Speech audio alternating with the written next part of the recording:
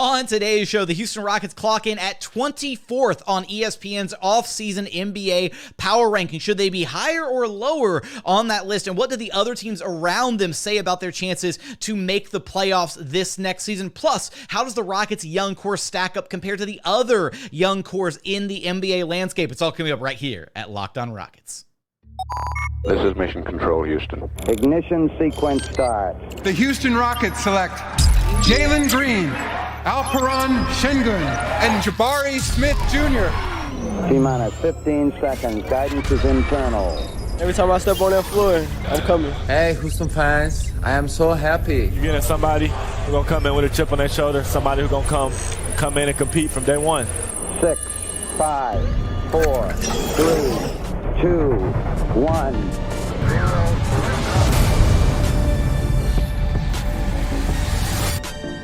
What's up, and welcome to another edition of Locked On Rockets, your daily podcast home for everything Houston Rockets basketball. As always, I'm your host, Jackson Gatlin, native Houstonian and credentialed media member. I'm also the host of Locked On NBA Mondays. Be sure to follow along on Twitter at JT Gatlin, and the show, of course, at Locked On Rockets, free and available wherever you listen to your podcasts, including YouTube. Just go there, search Locked On Rockets. Be sure to like, comment, and subscribe. Now, today's episode is brought to you by FanDuel Sportsbook, official sportsbook of Locked On. Make every moment more with FanDuel. Visit FanDuel.com/LockedOn today to get started. And as always, thank you so much for making Locked On Rockets part of your day every single day, whether it's on the way to work, on your lunch break, in the gym. Thank you for making LOR part of your day every single day.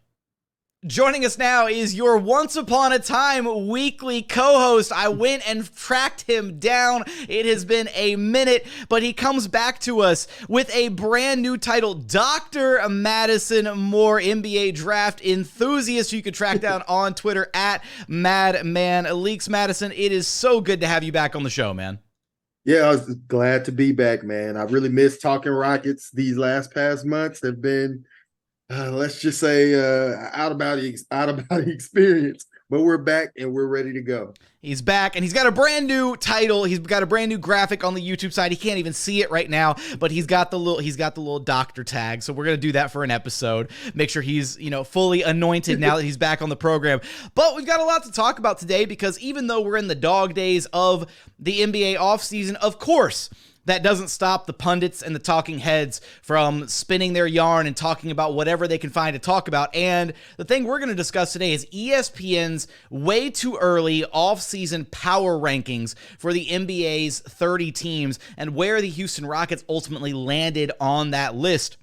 Now, Madison, right from the jump, power rankings have not been kind to the Rockets for a few years now, right? They've been the worst team in the NBA 2 years in a row. Then they were bottom 3 this past season. So coming into these power rankings, I wasn't expecting them to honestly land where they were. They clocked in at 24th, which to me, right from the jump, I thought was a pretty favorable ranking, given that there's still a lot of unknowns about this team and the fact that they've been as bad as they have been the last few years, which again, this kind of, and we're going to get into this obviously, but some of the benefits of the moves that they've made both on and off the court so far through phase 1 of the rebuild. Yeah, I mean, for me, I thought it was a huge win for the Rockets. I mean, 24 is really favorable. I think ESPN, the guys at ESPN are drinking the Kool-Aid.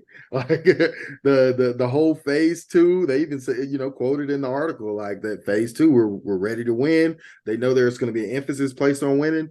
And I think that's what you get when you bring in veteran leadership like Fred VanVleet and Dillon Brooks, and when you have a top-tier coach in Ime Udoka. And it also, I think, helped to see how the Rockets showed up in Summer League.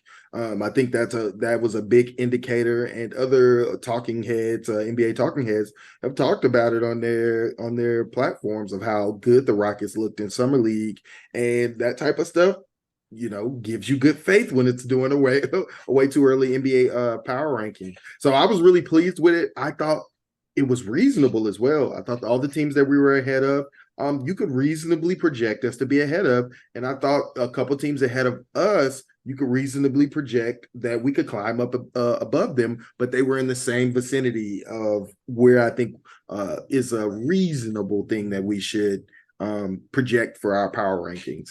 Yeah. So Yeah, go ahead. It's kind of one of those where it's like, they're not in the basement, the cellar of the NBA anymore, right? That's when you look at those kind of bottom 3, bottom 5 teams where you look at them and you're like, okay, those teams are guaranteed going to round out, the top 4, top 5 of next year's NBA draft lottery or just lottery odds, if you will.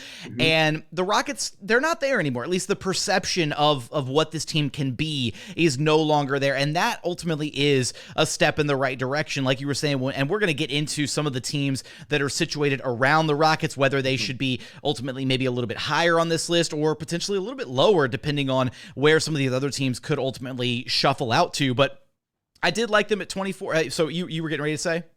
Yeah, no, I like them at 24. And you take into consideration that the leaps that these young guys can still make. They're going to be running a competent NBA offense. There's going to be structure on and off the court, with Fred VanVleet and off the court with the coaching. Now there's going to be running competent NBA sets, putting guys in position to succeed. And then you have winning players on this team and Fred VanVleet. I mean, as far as everyone wants to talk about Fred VanVleet's percentages, I mean, his plus minus does not lie. When Fred VanVleet is on the court, his teams are winning teams like every year. So, you know what I mean? So when you add that in at the point guard position, you understand that the culture of this team is about to change, and we're going to look like a competent NBA team next year. And if just one of our young guys take a leap, or 3 of our young guys just take a step forward, we begin to be cooking with some real hot grease there, and should be moving up the power rankings in real life as well. And when we look at this, I've kind of been projecting at this point, I think 35 wins is kind of the floor for this team moving forward. I think that's a pretty safe place to be. What do you look at when you look at where this team is at, Madison, what they've added with the veteran additions, bringing in Udoka, and hopefully, again, the young guys maybe taking some steps forward? We know that Jalen Green is potentially poised for a year 3 leap. Alperen, Sengun, same thing. The way Jabari Smith Jr. looked in Summer League, Tari, Eason as well. There's a lot of guys that could take massive steps forward. What is your win total prediction as it stands right now? We're recording this August 1st, 2023. So I kind of have a range. I'm cheating, but I'll give you a real number. Okay. But I think the range is 32 to 42. I think we'll be within that 10-game stretch, with 32 being the lower end and 42 being the higher end. And if we're being conservative, I think we fall in between there somewhere around 35, like you said. I think the Rockets need to come in 35 and show some real improvement. And I think 35 wins is what people may not be understanding or realizing, is that I think the Western Conference, there are going to be a lot of good teams in the Western Conference, and there's going to be a jumble of win totals. So 35 wins in the Western Conference might be the 10th seed. It might be 35, 37, 39, 40, right, as you go up. I think all these teams, the win totals will be kind of spread out, and we won't have many 50-win teams, you know what I mean? And probably no 60-win teams. I think the competition in the NBA is pretty much evened out, and there's a lot of young teams like the Rockets who are primed for improvement. So I think everybody should kind of be boxed in and at the same level, and should make for a really exciting season for us. Which teams ultimately fall off this next season, and which teams could the Rockets potentially leapfrog? We're going to take a look at some of the other power rankings and how the Rockets relate to some of the other teams on this board, and what it means for their chances to make the playoffs this next season. We're going to get there in just a moment, but first, today's episode is brought to you by FanDuel.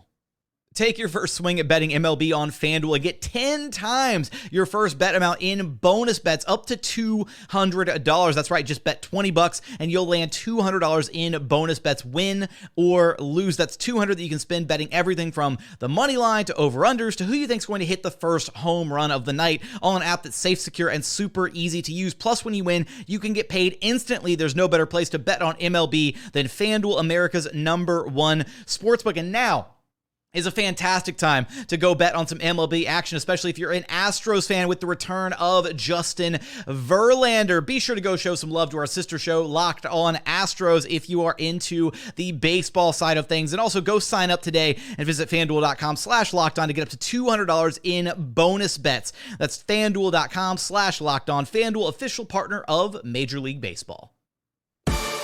And continuing on here at Locked On Rockets, your daily podcast home for everything Houston Rockets basketball. Now, Madison, as we're taking a look at these power rankings and going through this list, let's go really quickly through the 6 teams below the Rockets before you get to 24. So as it currently stands, and these are the power rankings that ESPN put out. So I'll put a link to the article in the description. You can go check it out yourself a little bit later on if you'd like to. They've got the Detroit Pistons ranked last, the Washington Wizards at 29th, the Portland Trailblazers at 28th, the Charlotte Hornets at 27th, the Spurs at 26th, and then the Toronto Raptors at 25.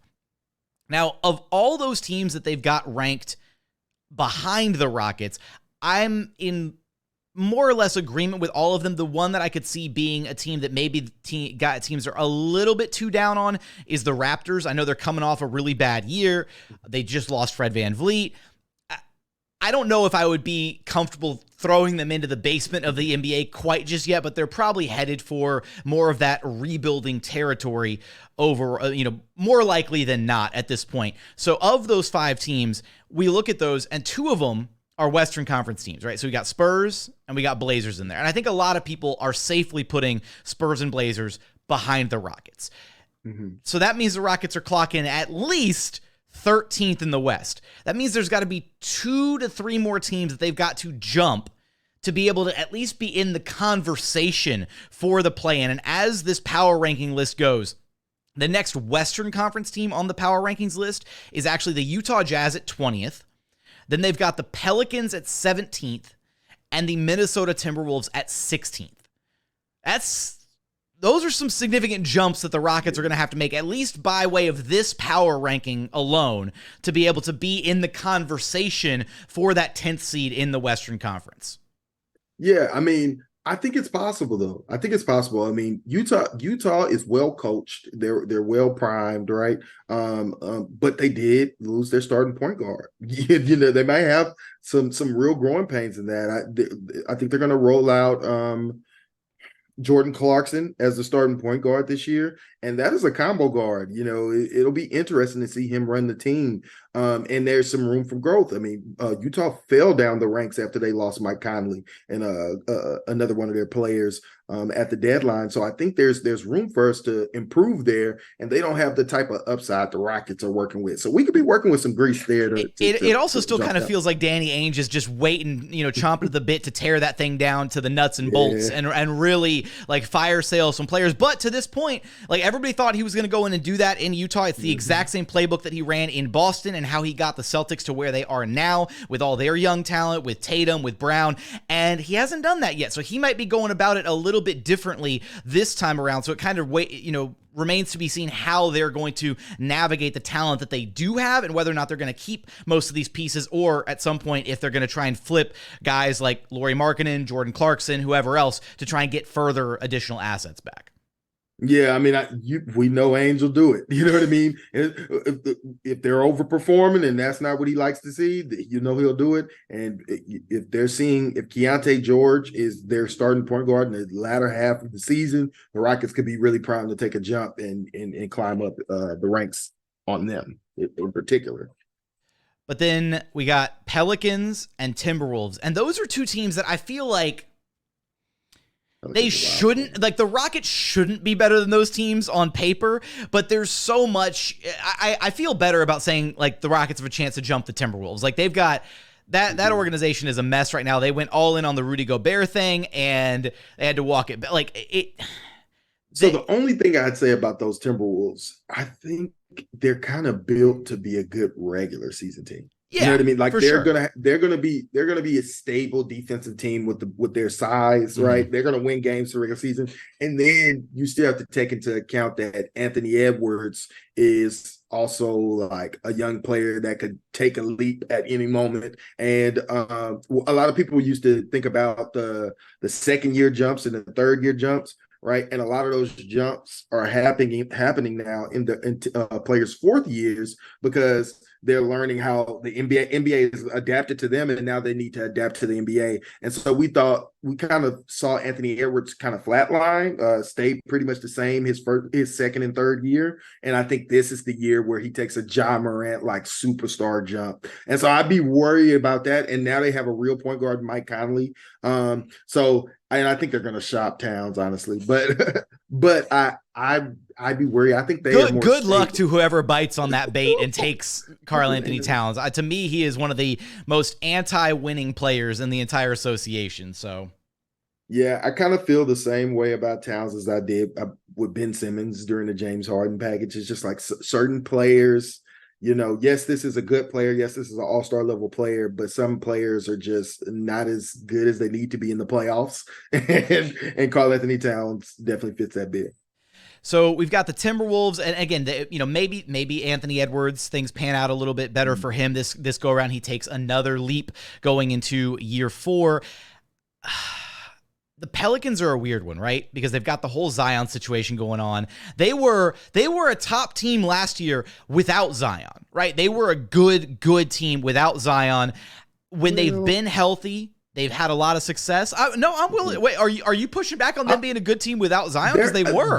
They're not. So they were not. I don't think they. So what happened was they were a top team until Zion went out. And then they became a middling team. They began to fall down the standings during the. But then they lost Ingram too, and that was the issue. So they lost.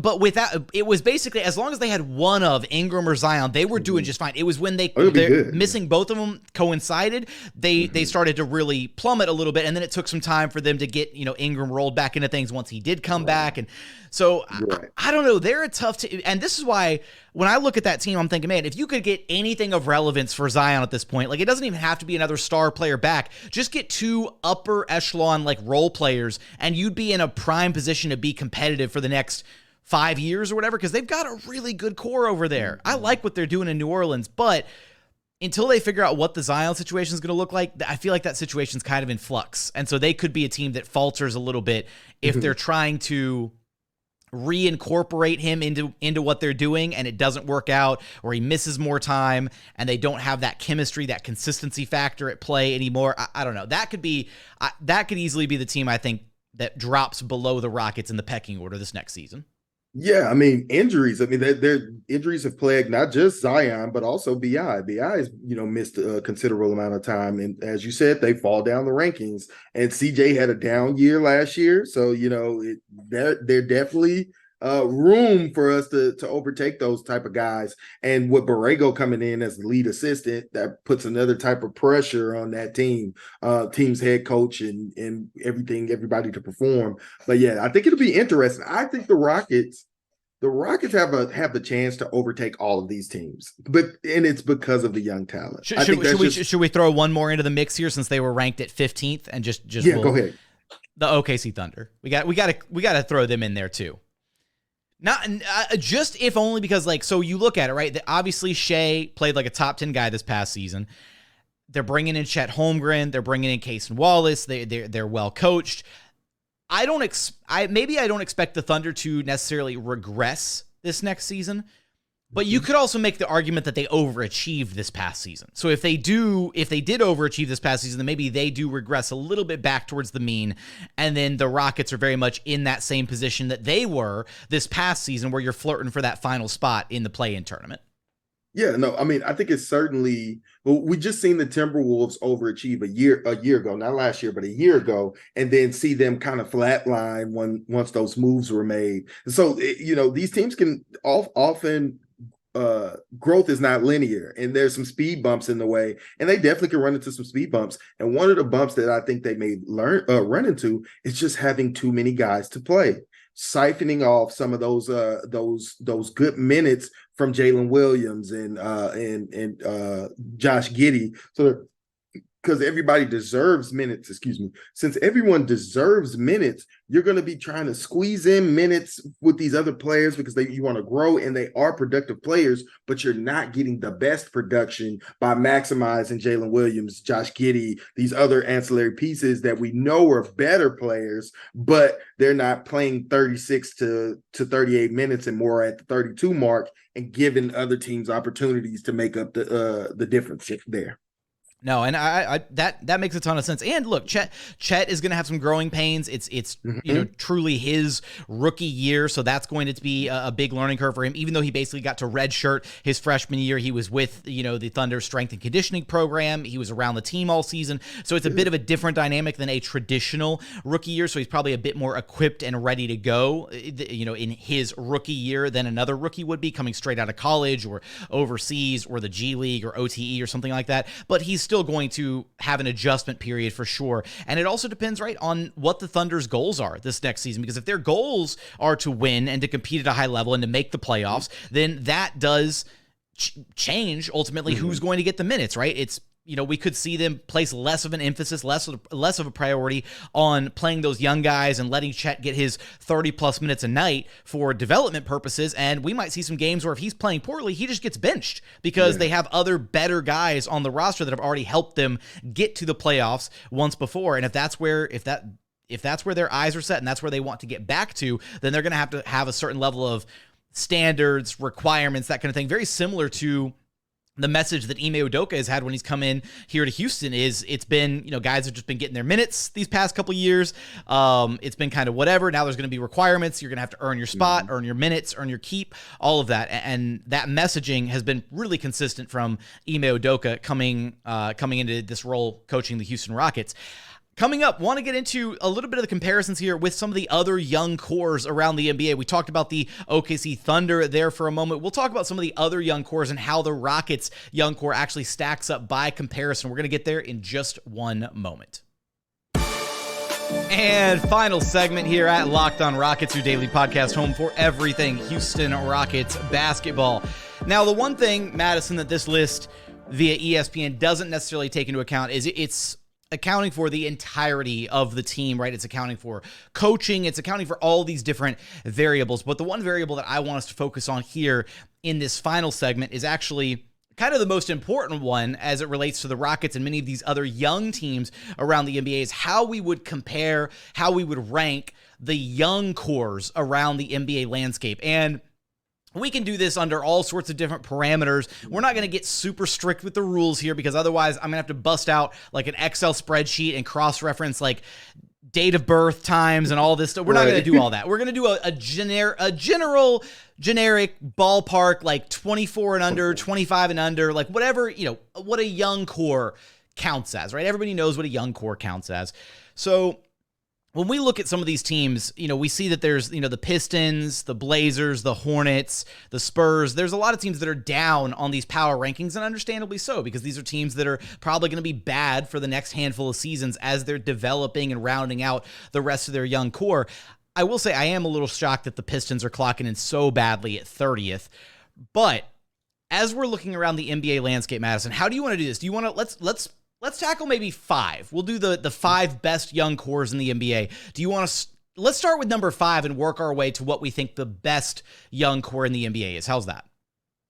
Yeah, let's do it. I mean, I wish. Let's do it. Let's do it. Okay. I'm like, I don't want to accidentally say. No. We're gonna figure this one out on the fly. Yeah, I think I'm torn out because there's a couple guys in here. I'm gonna go with Orlando Magic, number 5. Orlando? Okay. So what? So why Orlando? Well, first off, I really like what they've got with Paolo Banchero and Franz Wagner, right? Like they've kind of got their 2 main offensive focal points, and now it feels like they've been prioritizing filling out the roster around those 2 guys, right? They're very committed to building around those 2 guys, and as they continue to find the right pieces, now they struck out in free agency, but that's not a factor for this conversation, I suppose.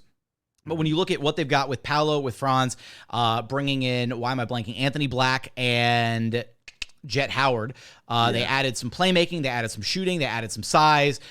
I like what they've got going on there. I think they've probably got maybe another year or so of being like a bottom 5 team. However, they took a bit of a leap this past year. Yeah. So they kind of their expectations might be a little bit different. I'm just down on them making another leap because they didn't add much in the way of like veteran support, but their actual young core is really solid and really exciting. Yeah, no, I mean, I have Orlando a bit higher. Okay. I actually am really high on Orlando's core. I guess we'll just talk about it. I mean, for me, I think Orlando has hit a great medium of having top tier high field players that are versatile, right? And so when they grow together in that versatility, and I like that they are playing together early and young and earlier, it helps them share the ball. A lot of people view Paulo as one of these heliocentric players where the whole game could be designed around him. And I think him being able to play with other playmakers in a team where everybody can make plays for one another, he'll be able to grow in not just a heliocentric way, but in a team context. I mean, I often wonder, if Mike D'Antoni never came to Houston, how James Harden's growth may have changed. In that sense, and he wouldn't have been so ball dominant, even though he was so incredible at that. We often find that load is often too much for one player to hold. So I like to see that Orlando's developing their young players in the way they're doing, where multiple ball handlers, multiple passers on this team, and they already have an all-star level player who seemingly can be a superstar, and as well as Franz has a sky-high ceiling. And I think there's some other young guys on that team. I'm still in on Jalen Suggs. Count me on the record, still in on that guy. Once he gets his handle together, it'll be over. And I like Anthony Black. So I really like the Orlando Magic. But for number 5, for me, I think this would surprise some people, but I'm saying the San Antonio Spurs. And I say the San Antonio Spurs. A lot of people will have the San Antonio Stan. Spurs. Yeah, right. People just see Wemby and say number one. Well, Wemby still has to prove himself in the league. And when you look outside of Wemby, San Antonio doesn't have much top-tier talent. Their other young talent is Devin Vassell, Jeremy Sohan, Malachi Branham, Keldon Johnson. I'm not going to say any of those guys. Look, Devin Vassell and Keldon Johnson have taken their turns cooking the Rockets, right? We've seen Jeremy Sohan bully some of the Rockets players. Malachi Branham, I'm not going to turn my nose up at him. But do those names, they're not like sexy young names. They're just not. No, they're not top tier talents. No. They don't have the type of star upside. They might make an all-star game or two, you know what I mean? But for me, projection wise, they don't seem like the type of guys that grow into superstars, right? While the other teams on my list have multiple young players who have the possibility of becoming superstars on that team. And so even though Wemby has a chance of being the best player out of all of the young cores, it is, to me, the cores around him have the least amount of upside. I can get with that, and I respect that. I don't have San Antonio in my top 5 young cores, and because I haven't bought into the Wemby effect quite just yet. And again, a big part of that is from what you said. The future upside of a lot of the pieces outside of Wemby is just not impressive right now. And this will change, right? San Antonio's going to have a couple years to bottom out, be bad, and not hopefully. I hope they don't add a lot of talent to Wemby, but from a Spurs perspective, they're hoping to add a lot of talent around Wemby over these next couple years, these next couple drafts. Number 4 coming in, I got to go with Detroit Pistons. I really like the Pistons young core. I love what they've built over there. Even though Cade missed a chunk, this last season due to injury, he, I think, is. I still really like what Cade brings to the table as a player. I also was always really high on Jaden Ivey. They added Asar Thompson to that mix. They've got Jalen Duren. They have a very, very exciting young team over there. So honestly, and then you still have Isaiah Stewart, and whether or not Killian Hayes actually turns in anything, I don't know. We'll see what Killian Hayes ultimately becomes, right? Because people were heralding him as the second coming of James Harden when he first stepped into the league. I know KOC was crazy high on him, had a number 1 on his draft board, all that. But he's still incredibly young. He's still 22. Maybe he turns into a really stellar 6-man type role. Who knows? They have a ton of young talent. I think pound for pound, they might have the most young talent side by side with the Houston Rockets than any team in the association. Yeah, I mean, Detroit's comes in at 4 as well for me. Okay. I love Detroit's team. I actually love the talent on their team. I'm not really a fan of how much they've stacked the similar talent on top of each other. In specific, the young bigs. I think there's a log jam for all of the young bigs that's there. But in and of itself, that talent is amazing. I'm still all in on Cade. I think Cade's going to be a great player. I love Jaden Ivey. I love Jaden Ivey. I think Jaden Ivey is going to be great. I think once he learns the game and begins to slow down, he's going to be an all-star, superstar level player. And everybody knows that Asar Thompson was one of my, top guys in the draft. And so I love the bringing in him. I just worry about lack of veteran leadership for their development and lack of fit for the players on that team. I think their fits are not seamless, even when, a lot of both Jaden Ivey and Kate Cunningham need the ball to really be effective early on. Asar Thompson is not going to stretch the floor for those young guys, and so I worry about their development because of fit. So that's why for me, they're number 4, and I have some of the other teams ahead of them. Why are you worried about leadership on that team, Madison? They're not getting after it like they're supposed to.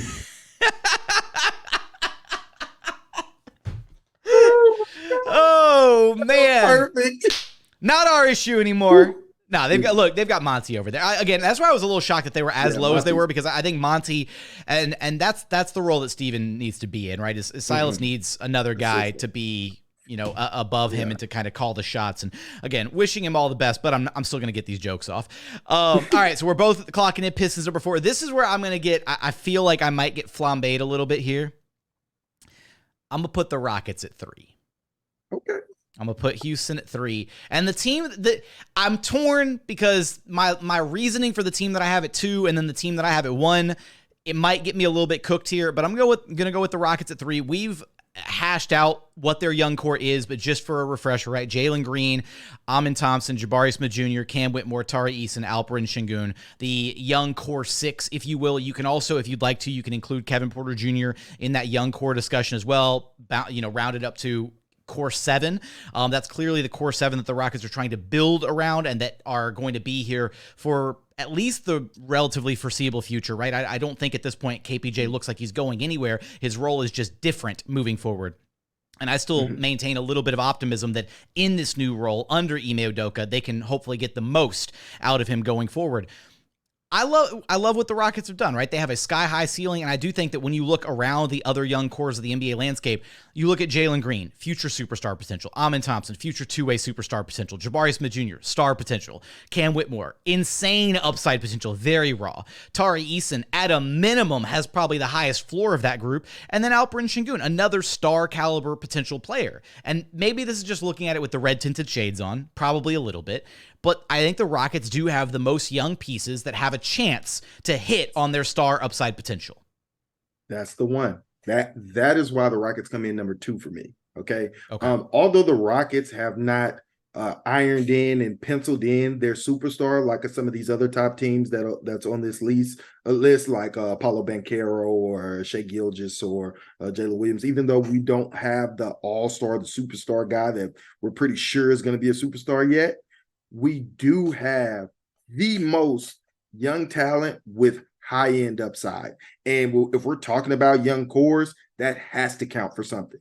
And I also think Rafael Stone has done a very good job of picking guys that can play together. All these players, I feel like, can play together. They have a lot of them have overlapping where one's weakness is another's strength, and I think that'll really help them in their development. These guys can pick up for one another, and because, like you said, there's 6 guys with, I think, all-star level talent. Tari's maybe questionable on that, but I could see Tari Eason turning into the Swiss Army knife, the X factor on a championship team. I think that screams Tari Eason's role. And those are the players, those are the Draymond Greens, the Dennis Rodmans. I could see that easily happening for him. And I think our young cores, I think we have a good chance of maximizing at least 2 guys on this team. And Alperen Sengun has already shown that he has all-star level upside. And if he's actually grown another 2 inches, I think y'all need to watch out because this guy's going to be able to play drop. And so it could get really ugly for the rest of the league with the talent we've occurred. He's going to be able to play drop, and he won't have to only play drop. Thank God. Okay. So you actually had the Rockets too. Who do you have at 3? Oh yes. So at 3, it just left my head. Orlando. That's who it left. Orlando. Okay. So you have that. 3. Yeah. So we already talked about Orlando, and I have Orlando ahead of Detroit because I think Paulo Banchero is already proven that he's probably going to be a superstar. Okay. I'm pretty sure he's going to be a superstar. So they already have that, and they already have a guy who's pretty likely to be an all-star as well. All right, so we've knocked out our respective 2s and 3s, or sorry, well we've done your 3 and your 2. My 2 is the one where this might be a little bit of a hot take, but I'm going to defend it here for a moment. Okay. Memphis. Yeah, I seen that. It's tough. It's tough, right? Because for Memphis, they're too old, right? No, I said 24, 25 was like the cutoff, and here's the thing: it's 2 main guys, right? It's 2 main guys. It's Triple J and it's Ja, right? But those are 2 guys that have they're proven talents. They're proven star level talents, right? If all you were doing was building a team and you started with Ja and Triple J, you would be ecstatic, right? The Rockets would be over the moon if any of their two out of their 6, 7 young guys hit at the level that Ja and Triple J have. Rockets rebuild is a success, right? And all they need is 2 of those guys to hit, right? If they get more on top of that, it's gravy. So for me, I'm putting Memphis there at 2 because everything that they do is built around Ja and Triple J. Ja is their offensive engine. He's the guy that stirs the drink for them. And then Triple J is their defensive phenom, right? He's the guy that causes mismatch nightmares. You slot him at the 4, you run him at the 5. He is a DPOY caliber player year in, year out. I think you have to go with those. And that doesn't look. They've got other guys. They've got Santi Aldama. They've got Zaire Williams, David Roddy, Jake LaRavia. They've got some other young pieces, some nice complementary pieces. Not insane, crazy upside, but just from those 2 guys alone, I have to give Memphis the edge and put them at 2. Yeah, I mean, I think I didn't have Memphis in this list because I kind of wasn't considering them, but right? I think they should be considered. Yeah, they should be considered. And if I was to do that, I'd probably put them at 1 or 2. I think we both have the same number 1, and then just slide everybody else down for my list. But I definitely think so because this is a proven team. They've proven that they're winners. They're proven they're a top team in the West. And they are young. You know what I mean? So you already have a defensive player of the year on your team, and you already have a superstar like engine on that team under 24. So that young core, that duo right there, has already proven they can win in this league, and they're ahead of all these other young cores. So I definitely agree with that. I can get down with that. Yeah, and John Morant's improved his shooting ability quite a bit, so there's that too. Sorry, that joke didn't land. Oh man! Wow. Oh man! No, come on. Bro, you got it. Oh no! Oh man! I was like, it went straight over his head. Okay. All right, and our last one here, where we lose all of our street cred with Rockets fans.